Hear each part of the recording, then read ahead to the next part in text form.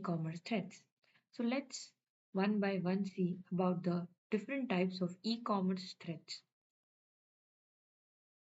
So the different types of e-commerce threats include data breaches, phishing, malware, DDoS attacks, SQL injections, MITM attacks, identity theft. So let's see one by one what do these attacks mean. So first one is data breaches. So what do you mean by data breaches? So in data breaches, your data is basically stolen. So this stolen data is basically misused to do something innovative, to do something which might shock you, probably. So, yes, so data breaches might lead to financial losses. The companies may also face legal consequences. That's why we basically need to encrypt our data so that our data is not being stolen. So, the next one is our phishing. In phishing, they basically try to portray as if a very trustworthy person and try to get your like basic details which are required for login. Just say your username, maybe your password. So all these details are misused, and they basically try to log in into your account and do something illegal or irrelevant. So that is called as phishing. So phishing might be reduced by like creating some awareness programs and stuffs. So next one is our malware and DDoS attacks.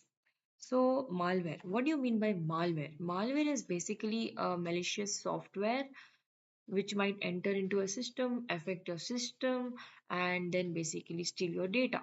So the common types of malware include viruses, worms, maybe Trojan horses. So all these are basically entering a system to steal the data. Next one is DDoS attacks. So what do you mean by DDoS attacks? DDoS attacks basically stands for distributed denial of service. So the server is basically responsible for sending the data to you. When you basically type on the browser, you're making a request to the server. What if the server itself is the busy? The user experience might be very bad, correct? So the main reason behind this is that the attackers are basically trying to make your server busy. It's like you can think it very similar to like your mom. You want something from your mom, and your brother doesn't want you to get the day like get that from your mom, and he basically tries to like disturb her, not letting her give what you want. So something like that. So this distributed denial of service, the same way the attackers will basically request the server for the data like multiple times. Because of this, the server becomes busy, and maybe some person like you and me who are trying to access the server or trying to get some data from the server will suffer. And basically you might need to wait, or maybe like loading time like will be more, the latency will be more. So yeah, so that is distributed denial of service. So I think, but now the distributed denial of service is like completely uh, not completely, it's like very much controlled, because our servers have like a lot and lot of capacity. The capacity has been increased to like 100 times more than the earlier times. Now like this DDoS attacks are not very common. I think all these things are being taken care of, but we just need to know about DDoS attacks. Then we basically have is our SQL injections and MITM attacks. So, what do you mean by SQL injections? So, basically, you have the browser page, correct? So, this browser page, whenever you like try to load, some malicious code is basically entered into this our browser, so that it does not perform as the way we want it. Like someone like, you can tell it like in such a way that suppose you want burger from Burger King, and there's a person, okay, maybe the Swiggy, if you're into Swiggy or Zomato, the delivery person is trying to, like deliver it, and maybe on the way, he has been attacked by some person who's very hungry, and maybe he has eaten half of it, and like, or maybe you can think it like some kind of fraud which is going on, and like, yeah, maybe the basic purpose is understood, like the browser is there, some malicious code has been entered, the browser does not respond the way it has to respond it, so that is SQL injection. What do you mean by MITM attack? So MITM attacks basically means man in the middle attack. So what happens is that, uh, basically, there's a user, I'm the user, suppose, or maybe you are the user, and you basically try to get some data from the server.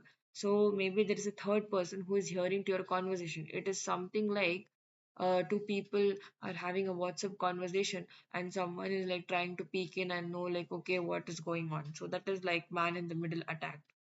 Basically, the name itself justifies man in the middle. Yeah.